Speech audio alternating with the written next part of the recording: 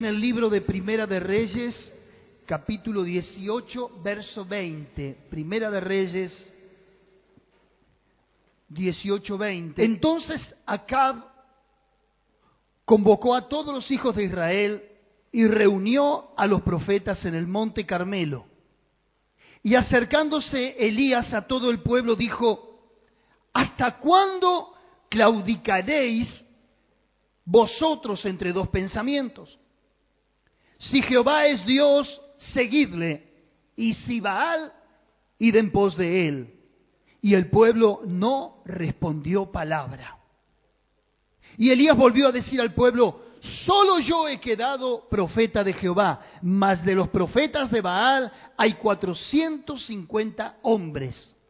Désennos pues 2 bueyes, y escojan ellos uno y córtenlo en pedazos, y pónganlo sobre leña, y no pongan fuego debajo, y yo prepararé el otro buey, y lo pondré sobre la leña, y ningún fuego pondré debajo. Invocad luego vosotros el nombre de vuestros dioses, y yo invocaré el nombre de Jehová, y el Dios que respondiere por medio de fuego, ese sea Dios. Y el pueblo respondió diciendo: bien dicho. Entonces Elías dijo a los profetas de Baal: escogeos un buey y preparadlo vosotros primero, pues que sois más, e invocad el nombre de vuestros dioses, mas no pongáis fuego debajo. Y ellos tomaron el buey que les fue dado y lo prepararon e invocaron el nombre de Baal desde la mañana hasta el mediodía, diciendo: Baal, respóndenos. Pero no había voz ni quien respondiese. Entre tanto, ellos andaban saltando cerca del altar que habían hecho.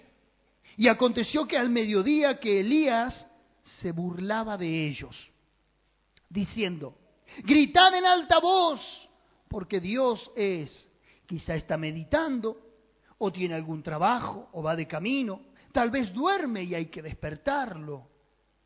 Y ellos clamaban a grandes voces y se sajaban con cuchillos y con lancetas conforme a su costumbre, hasta chorrear la sangre sobre ellos. Pasó el mediodía y ellos siguieron gritando frenéticamente hasta la hora de ofrecerse el sacrificio, pero no hubo ninguna voz, ni quien respondiese ni escuchase. Entonces dijo Elías a todo el pueblo: acercaos a mí. Y todo el pueblo se le acercó, y él arregló el altar de Jehová que estaba arruinado. Y tomando Elías 12 piedras conforme al número de las tribus de los hijos de Jacob, el cual había sido dado palabra a Jehová diciendo: Israel será tu nombre, edificó con las piedras un altar en el nombre de Jehová. Y después hizo una zanja alrededor del altar en la que cupieran 2 medidas de grano.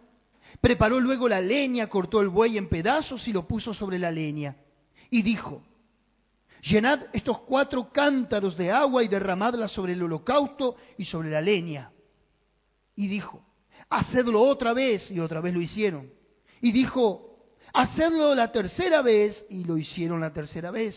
De manera que el agua corría alrededor del altar y también se había llenado de agua la zanja. Cuando llegó la hora de ofrecerse el holocausto, se acercó el profeta Elías y dijo: Jehová, Dios de Abraham, de Isaac y de Israel, sea hoy manifiesto que tú eres Dios en Israel y que yo soy tu siervo y que por mandato tuyo he hecho todas estas cosas. Respóndeme, Jehová, respóndeme, para que conozca este pueblo que tú, oh Jehová, eres el Dios, y que tú vuelves a ti el corazón de ellos. Entonces cayó fuego de Jehová y consumió el holocausto, la leña, las piedras, el polvo, y aún lamió el agua que estaba en la zanja. Viéndolo todo el pueblo se postraron y dijeron: Jehová es el Dios, Jehová es el Dios. Entonces Elías les dijo: prended a los profetas de Baal, para que no escape ninguno.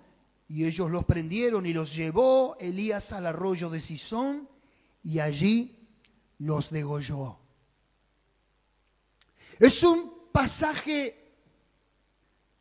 del Antiguo Testamento que tiene una elocuencia por sí mismo. No habría nada que agregar a un mensaje como este. Es tan explícito, tan contundente, que no hace falta ni siquiera que agregue nada de detalles a la predicación. Sin embargo, yo me tomé el atrevimiento de ponerle un título a este relato. Y el título es Guerra de Altares. Guerra de Altares. Porque lo que deja en evidencia todo este capítulo es que no había un altar a Dios. Había altares.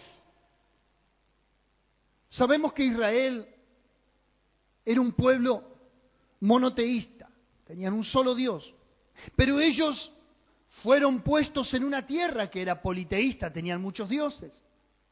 Así que era, por demás, estaba por sentado de que se iban a encontrar con idolatrías. Uno de los tantos dioses que tenían los cananeos era Moloc, era un dios, un ídolo, que se le ofrecían criaturas en el fuego. Sí, algo tan bárbaro y tan descabellado como lo que le digo, pero era el ritual y era la idolatría que se acostumbraba en esas tierras paganas. Acera, una diosa que se le adjudicaba la fertilidad de la tierra, y su esposo, Baal, que también se le adjudicaba la fertilidad de la tierra. Ambos dioses paganos, tanto Acera o Astarte como Baal, los cananeos creían que una vez al año estas dos entidades espirituales se unían como matrimonio, y la unión entre ambos de connotación sexual era lo que le daba la fertilidad a la tierra para que luego las cosechas fueran productivas y garantizadas. ¡Absurdo! No creían en el ciclo ininterrumpido de la naturaleza, de un Dios creador que formó todas las cosas y que puso leyes naturales en la tierra y en la naturaleza para que fructificaran. Ellos creían que estas dos entidades se unían en una connotación sexual y que como resultado tenían garantizadas las cosechas. Por eso es que el pueblo prefería creer en estos ídolos, ofrecer sacrificio en estos altares, rindiéndole culto a dioses paganos en vez de confiar en Dios. Bueno, si yo tuviera que contextualizar este pasaje, hoy hay gente que le rinde culto al Dios del dinero. ¿Cuál es el Dios del dinero? Según Jesús, Mamón. Jesús dijo, no se puede adorar a dos dioses, porque vas a venerar a uno más que a otro, y vas a amar a uno más que a otro. Y Jesús dijo de esta manera, no se puede adorar a Dios y a las riquezas. Y la riqueza está traducida en el griego como mamón. Hoy vivimos una sociedad consumista. Hoy vivimos una sociedad materialista. Hoy vivimos una sociedad en la que se le rinde culto al dinero. Y claro que es necesario. Y claro que es beneficioso para la educación de los hijos, para la salud, para el alimento, para el vestido. Pero las palabras de David fueron, Jehová es mi pastor y nada me faltará. Las palabras del apóstol Pablo dijo, teniendo sustento y abrigo, estemos contentos con esto, porque el amor al dinero es la raíz de todos los males, y muchos por ello erraron. Acá había una guerra de altares, pero una guerra de altares por conveniencia. ¿No era más fácil adorar al Dios que le daba el producto de la tierra, que le garantizaría el beneficio para la vida? El pueblo había desviado su corazón. Es por eso que hay una guerra de altares. Estaban los que adoraban a Dios, pero los más eran los que adoraban a los ídolos.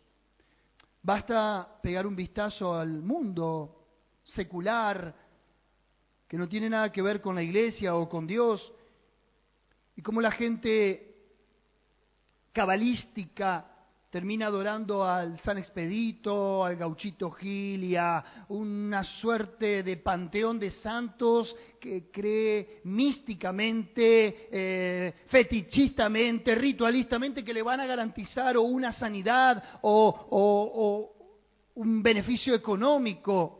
Y aunque parezca que la sociedad ha evolucionado mucho, la evolución ha tenido que ver con otras cosas, pero no en cuanto a esto. Las creencias todavía siguen siendo como hace miles de años atrás, al igual hoy.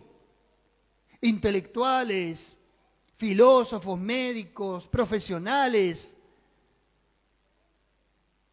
con tatuajes, con ídolos, con creencias ancestrales.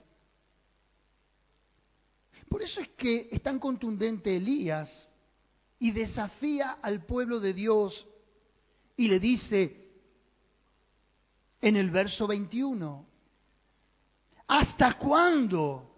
Diga conmigo, ¿hasta cuándo? ¿Claudicaréis vosotros entre dos pensamientos? Si Jehová es Dios, seguidle, y si Baal, vayan con él. Tomen una decisión. Es una palabra que confronta, pero es una palabra que divide las aguas. Es un mensaje inminente, es un mensaje decisivo, aún al pueblo de Dios. Decídanse en qué quieren hacer. O viven para Dios, o vivan para los ídolos y para el mundo. ¿Hasta cuándo van a estar divididos en un antagonismo espiritual? O tenés a Dios como el Señor y el Salvador de tu vida, o tenés al mundo y los placeres. Elegí.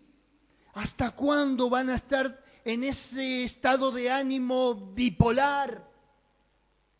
En ese doble ánimo. Y dice que el pueblo no respondió palabra, y no. Pero hay una palabra que me llama la atención en el verso 22, donde Elías volvió a decir al pueblo, verso 22, solo yo he quedado profeta de Jehová.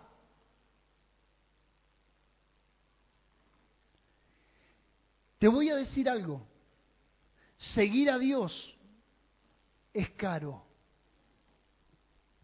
Porque seguir a Dios con las pautas que Dios establece, no todos están dispuestos a seguirla. Solo yo he quedado, sí, ser cristiano,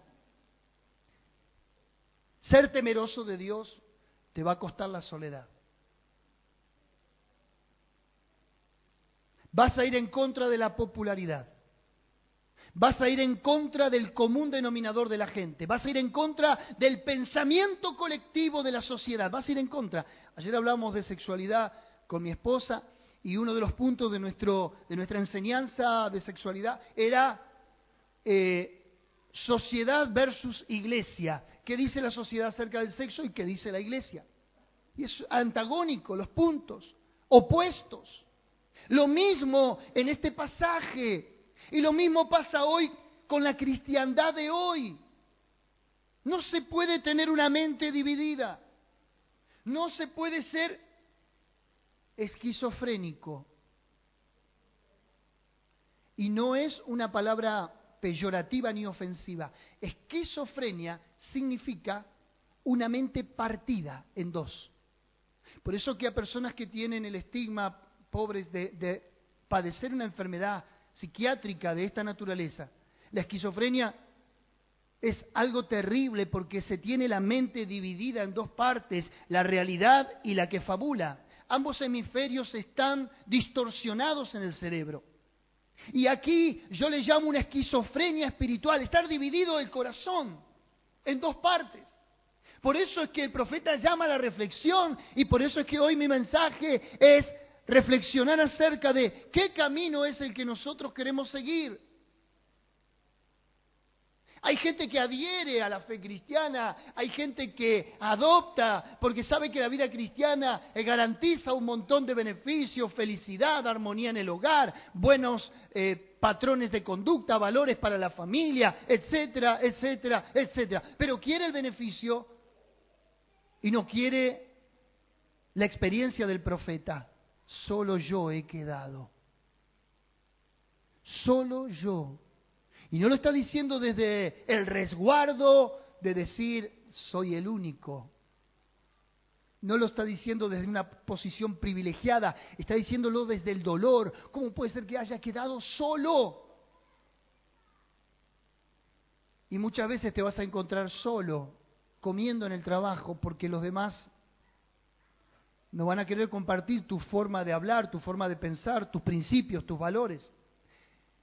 Mientras todo el mundo vaya corriendo en pos de la puerta ancha y de la autopista del mundo, vos vas a estar por la colectora solo. Solo yo he quedado. Y sí, es el precio. Jesús quedó solo también en la cruz a la hora en que se tuvo que ofrecer por nuestros pecados. Hasta sus más íntimos lo dejaron. No pensaron que era tan fuerte el golpe de la cruz. La vida cristiana es esto, solo yo he quedado.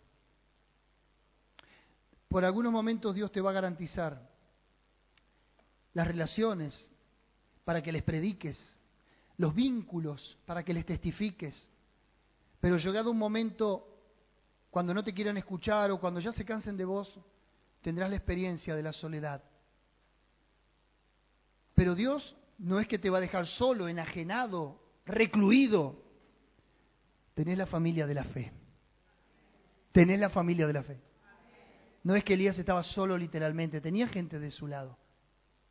Pero ¿quién lo representara ante la sociedad? Elías estaba solo. Un precio alto para pagar. Pero vamos con la guerra de los altares.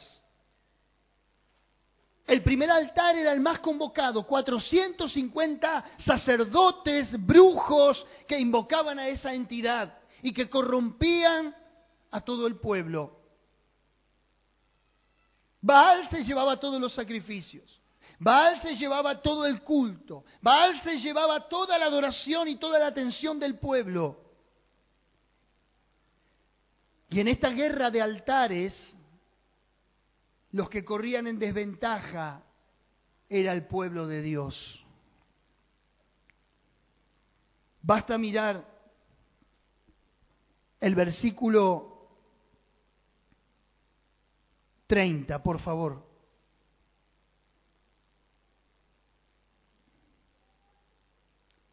Entonces dijo Elías a todo el pueblo: acercaos a mí. Y todo el pueblo se le acercó, y él arregló el altar de Jehová que estaba... ¿Cómo estaba el altar de Dios? Arruinado, caído, con yuyos de este tamaño. Un detalle interesante es que mientras los altares paganos estaban en toda su opulencia,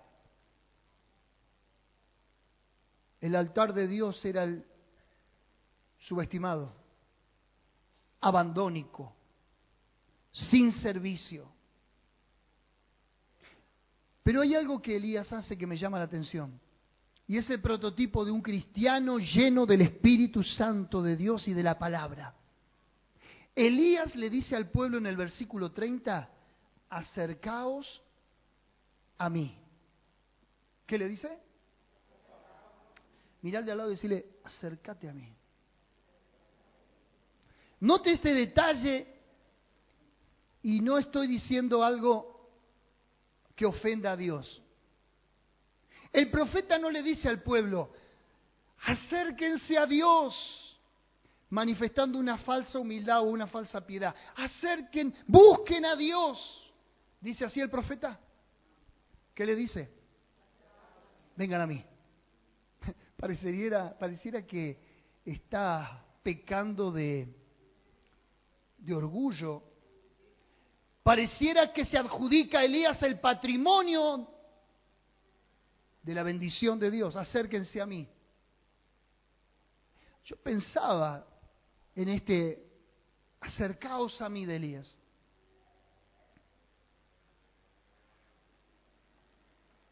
Hay que estar bien parado para decirle a la gente, vení a mí. Porque le podrían haber dicho, ¿y vos quién sos? Pero Elías se sostiene sabiendo que hay algo que lo está reivindicando. Y ese es Dios, el llamado de Dios. Cuando vos tenés la convicción, la certeza de que Dios te llamó, vos tenés la autoridad para decirle a otro, yo sé cómo resolver ese problema. ¿Cuántos creen esto? Yo sé lo que vos podés hacer para que te vaya bien. Es una cuestión de creer la autoridad que Dios te delegó. En mi nombre echarán fuera demonios. Estas señales seguirán a los que creen. Los que creen se adjudican ese beneficio y ves los resultados.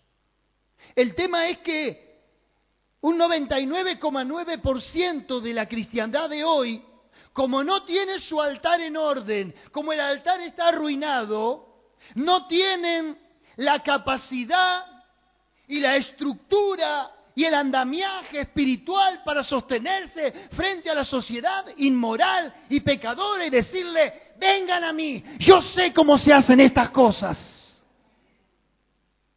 Ahora, cuando uno tiene el altar arreglado, tiene un respaldo, ¿verdad que sí? Tiene la bendición del cielo garantizada. Un ministro en pecado le tendría que dar la cara para decirle a la persona que siga sus pasos cuando él no está haciendo y dando ejemplo. ¿Me explico? Elías le dice al pueblo, acercaos a mí, porque ¿cuál era el altar que estaba arruinado? Entonces dijo Elías al pueblo, acercaos a mí, todo el pueblo se le acercó y arregló el altar de Jehová que estaba... Había un altar en Israel que era el altar colectivo. Era el altar donde todo el pueblo venía y ofrecía sacrificio y adoraba a Dios. Era un altar comunitario. ¿Qué altar era el que estaba arruinado? El altar del pueblo, no el altar del profeta. Fíjese que en esta guerra de altares hay una guerra también entre lo falso y lo verdadero. Porque Baal era un dios falso. En esta guerra de altares hay una guerra de Dios y de ídolos.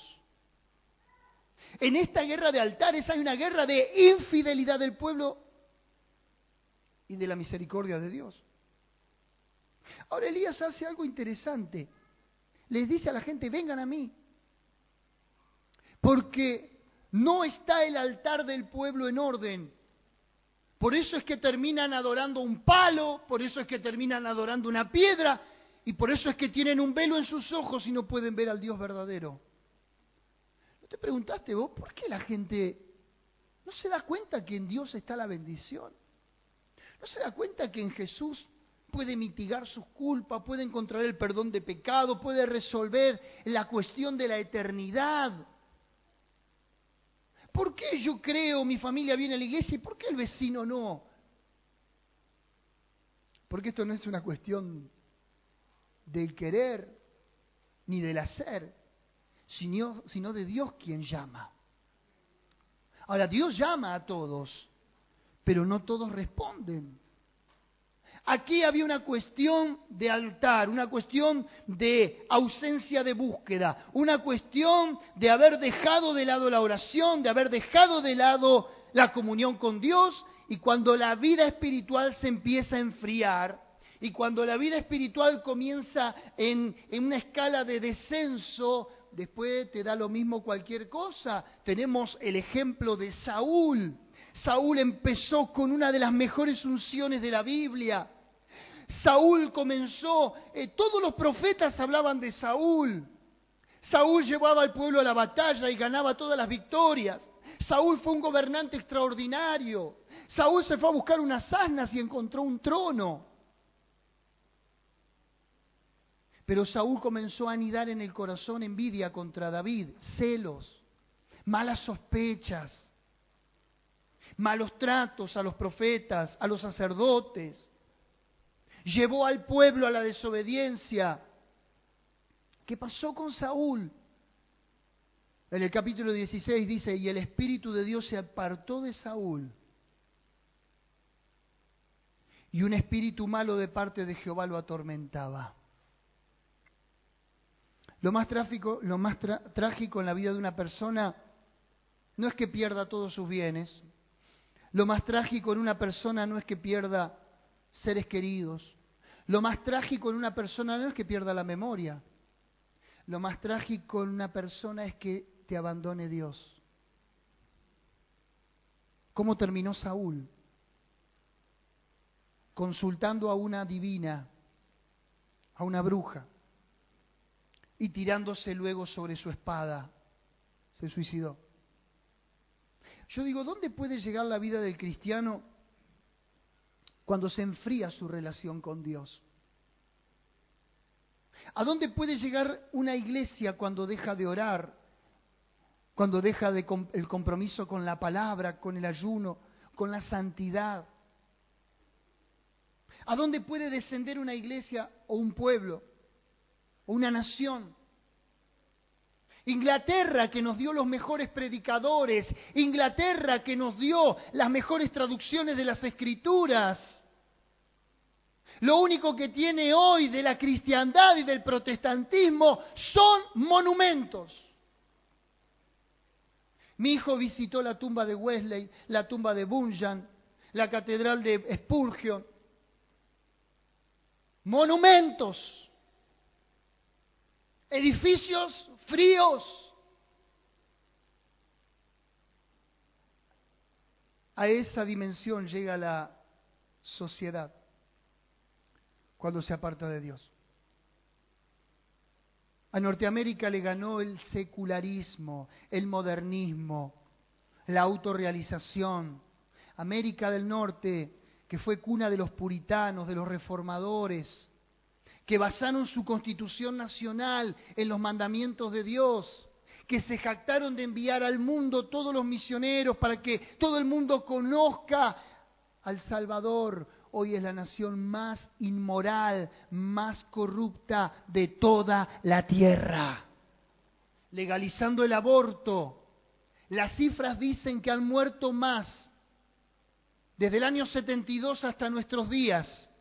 Han muerto más personas y seres humanos por el aborto que la combinación de todas las guerras de la historia de Norteamérica.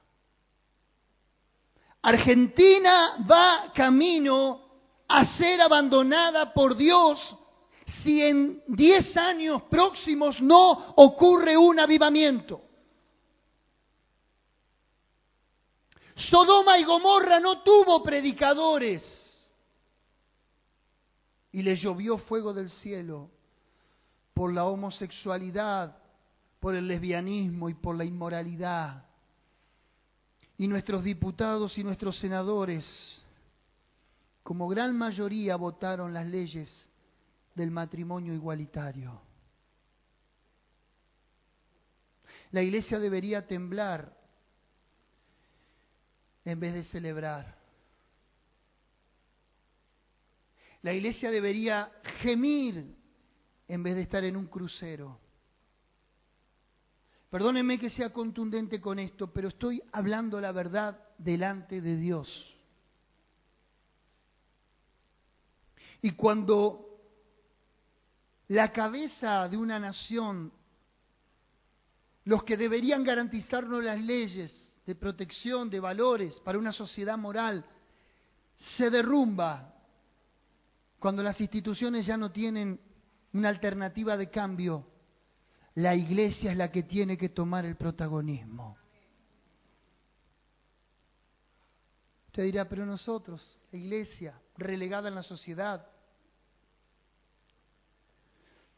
Los cambios en Roma no se produjeron desde la cúspide, con los tiranos emperadores, con la estructura de poder y de ejércitos que tenía Roma. humildes esclavos que se habían convertido al cristianismo socavaron los cimientos del imperio más grande de la historia con el mensaje de la cruz. Por eso que hoy se necesitan Elías. Que te pares en la familia y le digas, bueno, basta. ¿Hasta cuándo van a seguir con lo mismo? ¿Van a ver las consecuencias y van a seguir dándole la espalda a Dios? ¿Sabes lo que se sentía también avalado Elías? Que hacía 3 años y medio que el pueblo no comía. Había habido un debacle económico fatal.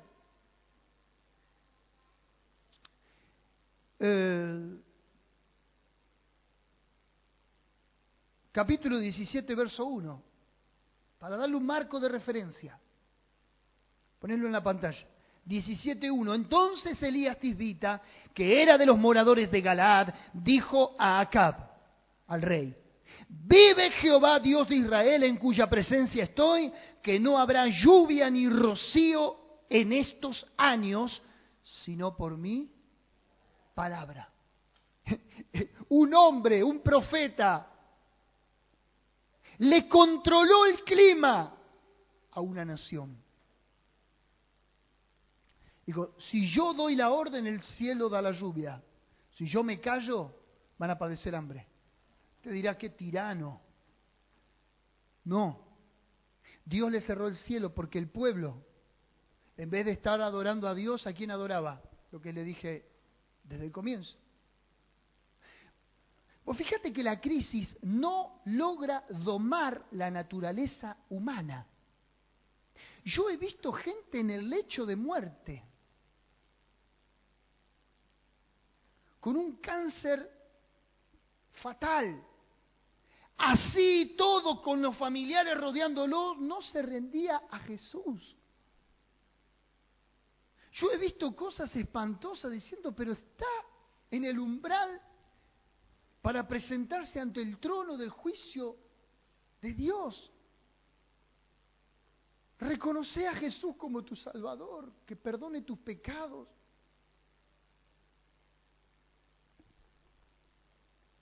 Cuando el corazón del hombre se endurece y Dios dando la oportunidad,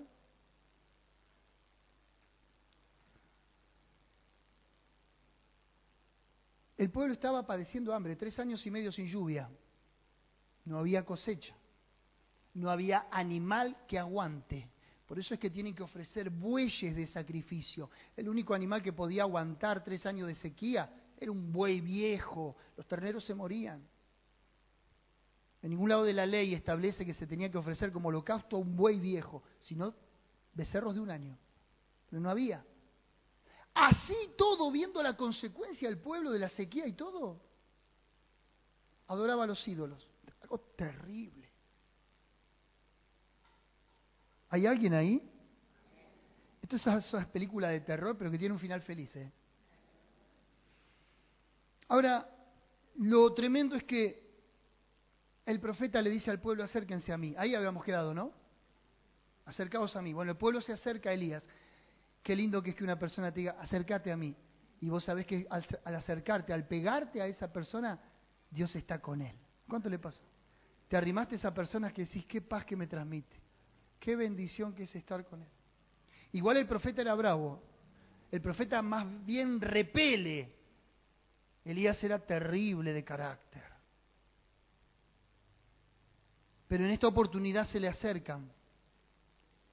Y no había otro pastor. Decía al lado, es lo que hay. Mira alguno nuevo que no conozca, decirle, es lo que hay. Bancate esa bazuca. Ahora, el pueblo se acerca y hay un detalle.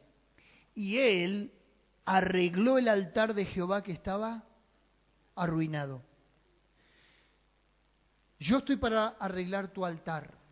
Por eso es que te hablo en estos términos. Porque yo quiero que tu altar esté arreglado. Al final, en la conclusión de mi mensaje, vas a decir, altar arreglado, fuego garantizado. A ver, dígalo conmigo, altar arreglado, fuego garantizado. Altar arreglado, lluvia del cielo. Altar arreglado, cosecha garantizada. Es así, es una ecuación muy sencilla. Elías les arregla el altar, pero voy a hablar algo muy puntual y no se preocupe, no se le van a pasar los fideos. Dice en el verso 31, y quiero que me presten atención ahora, los hombres, las mujeres, los adultos, los padres de familia. Dice, y tomando Elías 12 piedras, ¿cuántas? 12 piedras, conforme al número de las tribus de los hijos de Jacob, la cual había sido dada palabra a Jacob diciendo, Israel será su nombre, edificó con las piedras un altar en el nombre de Jehová. Había familias en Israel, 12 tribus o 12 familias. Entonces Elías dijo, esta piedra por Rubén, y la puso. Esta piedra por Efraín, y la puso. Esta piedra por Zabulón, y la puso. Esta piedra por Judá, esta piedra por Isaacar, y así puso las 12 familias. La iglesia, el altar colectivo, para que Dios se manifieste, se edifica con familias. Los padres adorando para que adoren los hijos. Las madres adorando para que adoren las hijas. Si vos querés que en tu hogar esté garantizado el altar y la bendición de Dios, tu familia tiene que venir, tiene que estar, tenés que orar por ellos. Tenés que darle libertad a tus hijos para que busquen. Yo a mis hijos nunca les enseñé a orar, pero ellos oran. Nunca les enseñé a ayunar, pero ayunan. Y muchos pastores y muchos también aquí, no soy el único. Porque esto no es algo que se transmite desde la verborragia. Esto se vive, esto se practica, esto se respira. Cuando los padres ven que sus hijos, sus padres se besan, se aman, se dicen cosas dulces, eso va a ser lo que van a tener ellos el día de mañana. Cuando vean a su padre arrodillado al pie de la cama pidiéndole a Dios, ellos van a saber el día de mañana a dónde recurrir cuando tengan un problema. El tema es que tenemos hombres y padres de familia que relegan el altar, que la vida espiritual es cosa vergonzosa, que sentarse al pie de la cena con la palabra y hablar de Dios pareciera algo que quedó obsoleto, pero es algo absoluto para la bendición. Entonces Elías dijo, ¿quieren bendición? Únanse en las familias, en el altar. Convoquen la familia. La familia tiene que ser garantizada. Josué dijo, mi casa y yo serviremos a Jehová. No dejes a Dios fuera de tu casa. No dejes a Dios fuera de tus puertas. No dejes a Dios fuera de la educación de tus hijos. No dejes afuera.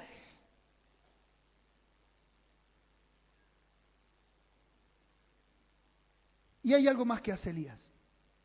Edificó con las piedras un altar en el nombre de Jehová, hizo después una zanja, bueno, hace todo el protocolo de ritual.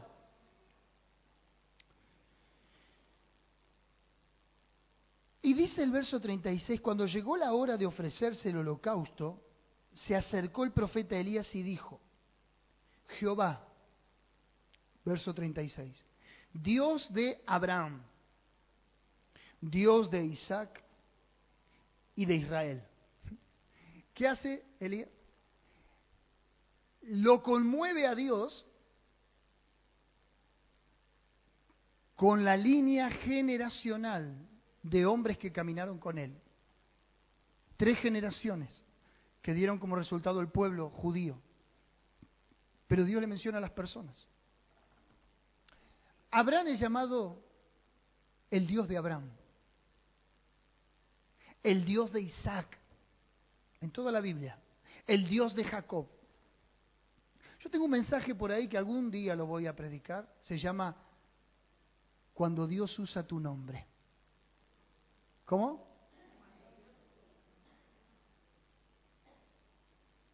El Dios de Guillermo. El Dios de Juan. El Dios de Daniel. Qué bueno que Dios no se avergüence de ser llamado el Dios tuyo. Que use tu nombre.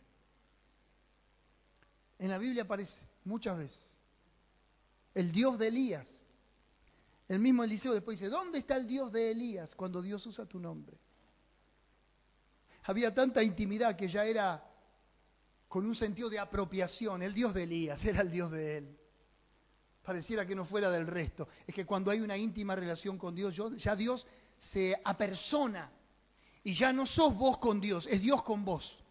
Y ya no sos vos sintiendo a Dios, sino Dios metido dentro tuyo.